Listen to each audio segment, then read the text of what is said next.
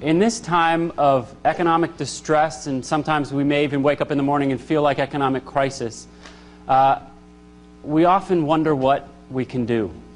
As the dean of a business school, I have, for the last year, dreamed about figuring out a way to actually contribute to economic discussions that is above and beyond just putting students out into the economy, which is an important part of what we do, but being thought leaders and being embedded deeply within an economy is also central to this plan and central to what it is that we're about. When I joined this school, that was my dream, and it was a great privilege to actually come to a city in which city officials were excited about welcoming people into that conversation. And I have to just say thank you to Deputy Mayor Victor Hoskins, who's just been a great partner in thinking about this, and David Zipper as well, who works in his office. It's just been a wonderful part of that conversation, and today what we're doing is a culmination of that conversation. Now, it was also a wonderful opportunity for me to actually join a university in which the university officials care about exactly the same sets of issues and have exactly the same sets of values. And so without further ado, I'm going to turn the floor over to my friend and colleague, the 16th president of the George Washington University, Dr. Stephen Knapp.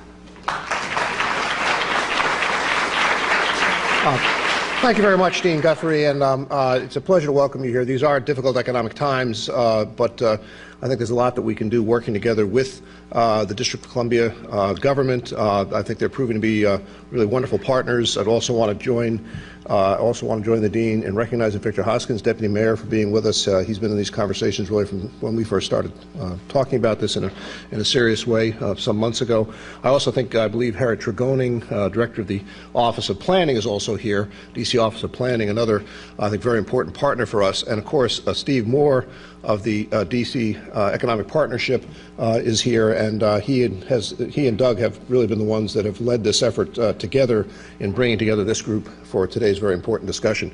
The origin of this event goes back to last December 13th, when Mayor-elect Vincent Gray, our distinguished alumnus, who will actually be joining us a little bit later in the afternoon, called together business leaders from around the district to have a discussion of economic development of the city and what we had to do to really move the city forward, recognizing not only the short-term budgetary pressures, but the need for longer-term growth and what would be our best strategies for doing that. On that occasion, I offered to host two events at our expense here on the George Washington University campus. The first of those took place last July. It was a jobs fair, which we hosted on behalf of the entire consortium of universities. We had 7 universities and 3 of their affiliated hospitals represented. It took place across the street in the Marvin Center. We had 1,700 people showed up for that jobs fair. That itself is a kind of daunting number because it tells you how serious the situation is in a city in which, in some parts, there's the unemployment rate runs as high as 25%, which I believe is the figure currently for Ward 8. And so we did have a lot of people who came looking for those jobs. We had actually identified 400 jobs across those institutions, which is not trivial.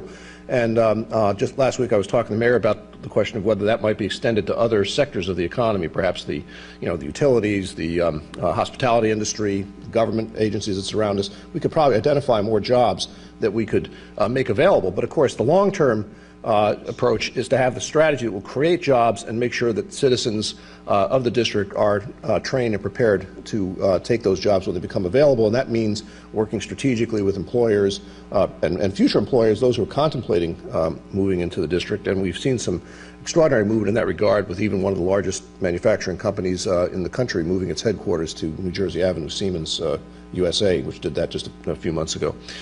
So that was one of the 2 events that I offered, and the other one was this event that we're having right now.